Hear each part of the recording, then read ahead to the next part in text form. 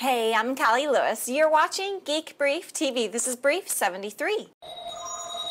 Early on in the history of Geek Brief, I told you about Writely.com. It's a web-based word processor that works mostly like Microsoft Word. There are three things that make Writely great. First of all, you access your documents securely on the web from any connected computer. Second, it's collaborative, so two or more people can work on the same document live at the same time.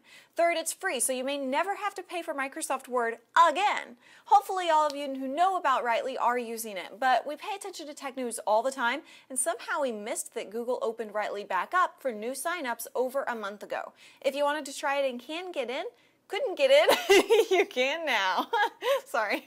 MojoPac launched yesterday. It's an application that lets you store any PC application on any removable storage device, and they pretty much mean any removable storage device. It can be a thumb drive, an external drive, and even an iPod. Now, you're not operating the application on the portable drive, you're just using its memory. But before you yawn, here's what's cool about it. You know you can't install your personal applications on your work PC or notebook because your company could get into heaps big trouble. And you're supposed to be working anyway when you're at work, right? Fine. You can now MojoPac enable an iPod and plug it into a USB port at work. You have to charge it anyway. Boom! Now you've got your applications from your home PC ready to go in another computing environment. That example might get you fired, but there are lots of times you have a legitimate need to use applications when you're on the go. MojoPac gives you that portability. Every application you use from your portable drive caches everything to the portable drive so you're not leaving evidence or private data behind. When we were at the day job, we had opportunities to use Photoshop, but it wasn't on the approved software list, despite the fact that it would have helped us make a better impression in certain situations. MojoPac would have been a perfect solution for us then. Hopefully it's a good solution for some of you now. I told you about iTV a few weeks ago. It's a USB dongle that turns a Mac into a DVR. Pinnacle just released a similar setup for PCs. It's called the PCTV HD Pro Stick, and it sells for $130. The package includes an antenna, a remote, DVR software, and a web-based program guide. If you live in a city with over-the-air HD and you use a Windows laptop, I think this is a must-have toy. We have the iTV alternative for the Mac and absolutely love it. One warning though, recording HD eats up hard drive space very quickly. We recorded How I Met Your Mother, Heroes, and Studio 60 on the Sunset Strip last night, and it took about 50 gigabytes. Studio 60 is the best new show of the season so far. By the way, the whole addition of the iTV Mini HD to our life means it's time to upgrade to a Mac Pro. I'm not supposed to go off topic, but my goodness, we spent the whole freaking weekend trying to encode footage from my interview with Leo Laporte in the Live with John and Drew show. If we hadn't hit cancel, we would still be rendering now.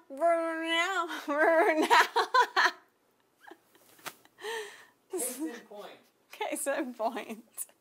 We've been skeptical about the existence of the Red camera and therefore haven't talked about it. Our skepticism wilted away a couple of weeks ago when we saw some footage purportedly shot with a Red. The Red was conceived by Jim Jannard, the same dude who founded Oakley, the sunglasses company. The camera's made for making movies with ultra-high definition footage equal or better than the quality of 35mm film. It'll sell for under $20,000, but it'll compete with cameras selling for over $100,000. Sunday night, the story got more interesting. Someone broke into Red HQ and stole paperwork with information about the camera and one of the prototypes.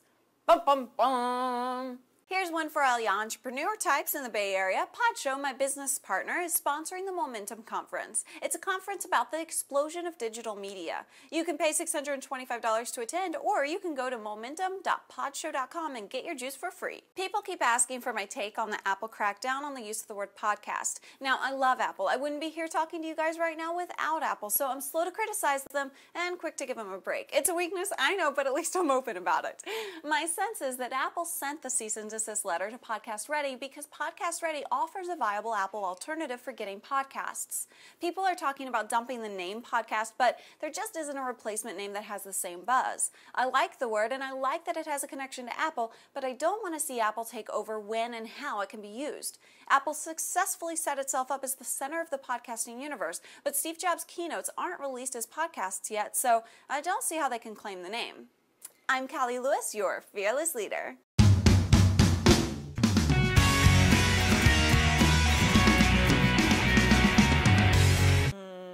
Yeah. Right. Sorry. Hi, you're on Geek Brief. Okay, I'm recording. Neil, have you called Progressive? What? Have you called insurance? About what? Emily. Another Pod Show video podcast. Stick it on your screen.